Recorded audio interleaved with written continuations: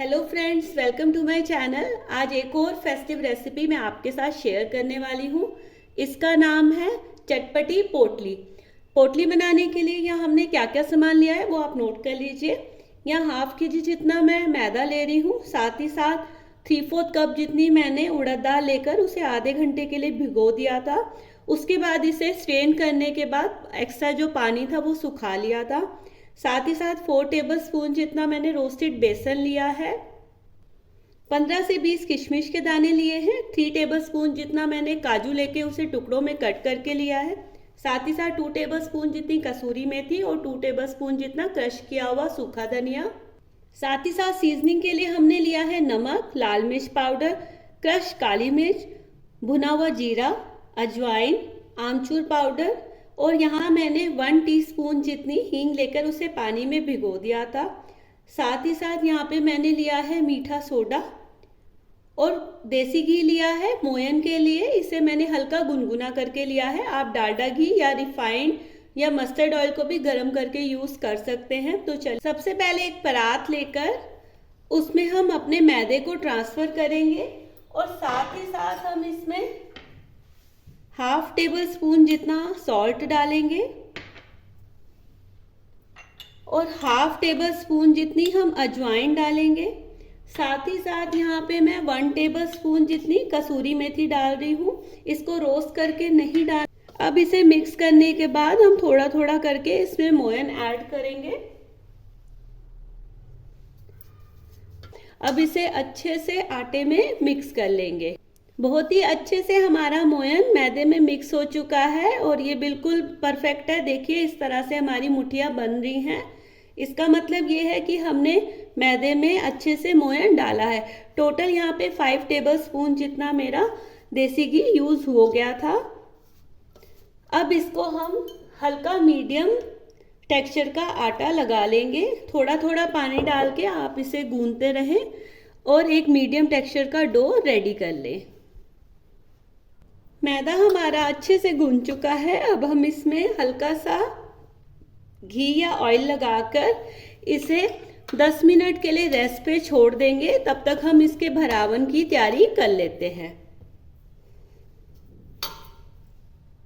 सबसे पहले एक कुकिंग पैन लेंगे और उसमें 2 टेबल स्पून जितना हम कुकिंग ऑयल डालेंगे। जैसे ही ऑयल आपका हीट करेगा तब आपने जो दाल आपने सोक की थी उसे डालना है। डालने के बाद आपने इसे तब तक भूनना है जब तक दाल का कलर हल्का गोल्डन ना हो जाए। दाल हमारी अच्छे से भुन चुकी है। देखिए कितना सुंदर सा कलर आया है इसका और ये खाने में काफ़ी क्रंची हो जाती है। अब हम इसमें भुना हुआ बेसन डालेंगे।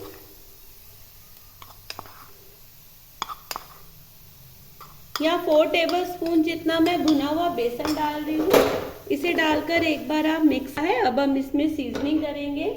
यहाँ सीजनिंग के लिए मैं सबसे पहले हाफ टेबल स्पून जितना क्रश काली मिर्च डाल रही हूँ। साथ ही साथ हाफ टेबल स्पून जितना मैं सॉल्ट ऐड कर रही हूँ। आधा चम्मच सॉल्ट हमने आटे में भी डाला था तो उसी हिसाब से आप डालें।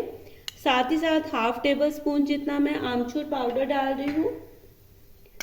1 टेबल स्पून जितना मैं क्रश्ड सूखा धनिया डाल रही हूँ। साथ ही साथ 1 टेबल स्पून जितनी कसूरी मेथी और साथ ही साथ जो हमने काजू लिए थे उसे डालेंगे।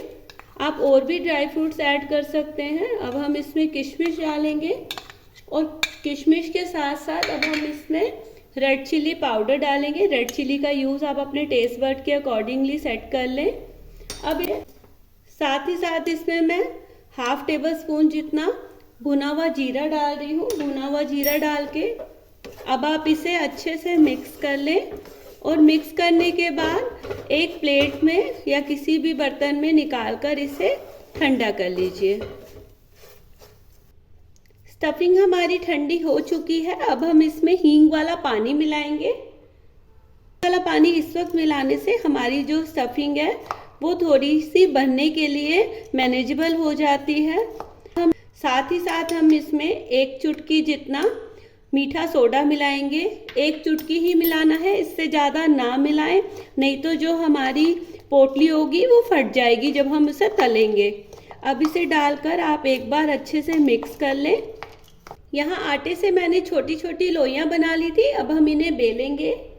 हल्का सा आप चकले पे ऑयल लगा लीजिए और फिर एक एक लोई लेकर आपने हल्के हाथ से इन्हें बेलना है। इनको बहुत पतला नहीं करना है, हल्का मोटा ही रखना है।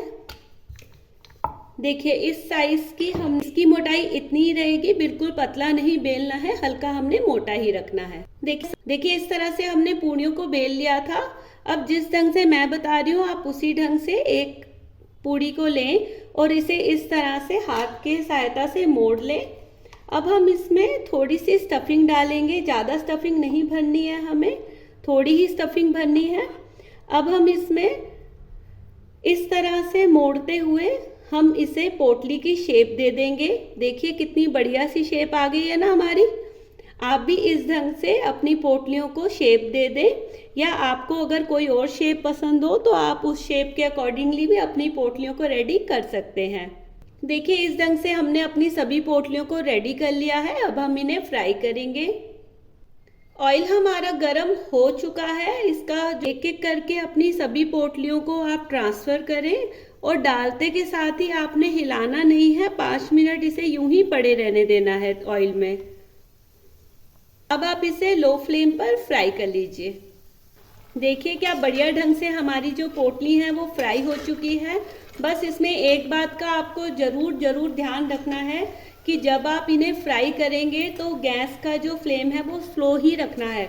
अगर आप स्लो फ्लेम पर नहीं तलेंगे तो ये सौगी हो जाएंगी और बिल्कुल भी इन पे क्रिस्प नहीं रहेगा। तो बस इसी बात का ध्यान रखना है ताकि इतनी जो आपने मेहनत की है वो सफल हो जाए। तो चलिए अब हम इसकी प्लेटिंग करते हैं। तो लीजिए रेडी है बहुत ही टेस्टी एंड क्रिस्पी चटपटी पोटली। इसे आप गर्मा गर्म भी सर्व कर सकते हैं और इसे स्टोर करके 15 से 20 दिन तक भी आप रख सकते हैं। और अगर आपको मेरी रेसिपी पसंद आती है तो please like, share, comment and subscribe ज़रूर करें।